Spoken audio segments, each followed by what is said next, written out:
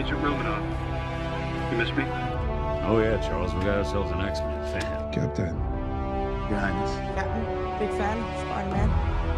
Hey everyone. Hey guys, and welcome to 𝗏𝗏𝗏𝗏𝗏, your number one source for all things films and movies. And when we follow the Marvel Cinematic Universe and we take a look closer at a lot of the different things that go on in the MCU, it's always really interesting when we see how things start to branch out. We start to figure out which characters are included in the MCU and which ones are likely to cross over into the future. But there's been a lot of ambiguity and just a general sense of vagueness when it came to how Sony would approach building up their own universe in the Spider-Man field of things without necessarily tying things into the MCU. Because if you guys remember, for a while, the original deal with Spider-Man was very limited, and then it was only renewed a couple of years ago before the third Spider-Man entered production. But along that time of everything happening, there also was a Venom movie that released. And back then, it was unknown whether or not Venom would officially count as a movie that exists in the Marvel Cinematic Universe, or if it would count as a film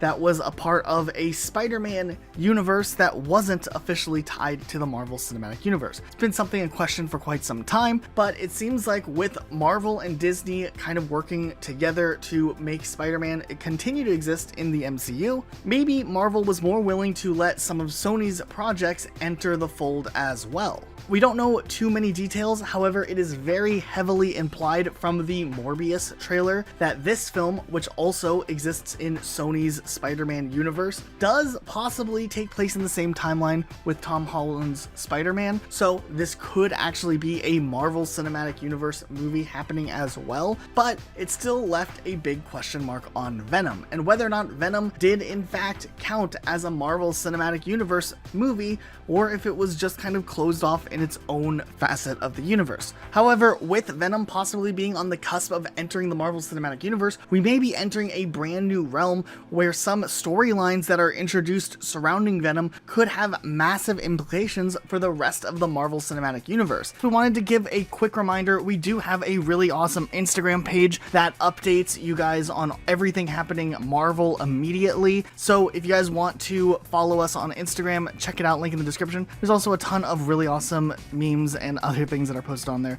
so make sure you guys are following that page. And let's go ahead and jump into this story. Essentially, one massive story that follows Eddie Brock and Venom, who discover a Project Rebirth 2.0, essentially a very popular comic book storyline where Eddie Brock discovers that they are trying to make super soldiers again, but this time it is not a part of the original Project Rebirth program. It is called a SYMB soldier instead, which it refers to the symbiote, and it gets uncovered as a super secret project that happened sometime in the 70s with those soldiers being put on ice.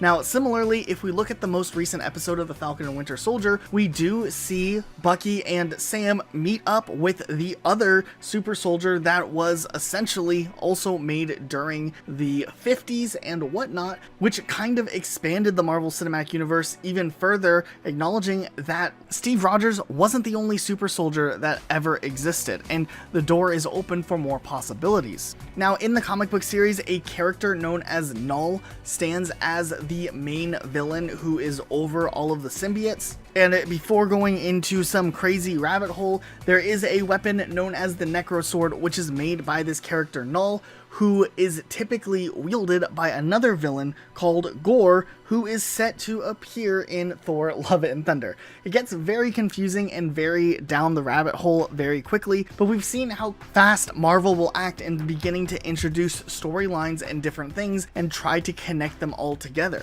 And one thing that is incredibly interesting is that with Venom being in this self-enclosed bubble for the first film, it could have the door completely opened in either this next Spider-Man movie coming out later on this year or in Venom 2, and we could be seeing some massive crossovers, but also some really unique storylines involving his backstory as well. And when we get to see how this all ties together, it could be something incredibly satisfying. So we wanted to turn this around to you guys. What do you think of the possibility of Venom joining up in the MCU? Let us know what you think in the comments down below. Be sure to subscribe with notifications on for more videos like this. We'll see you all next time with a brand new video.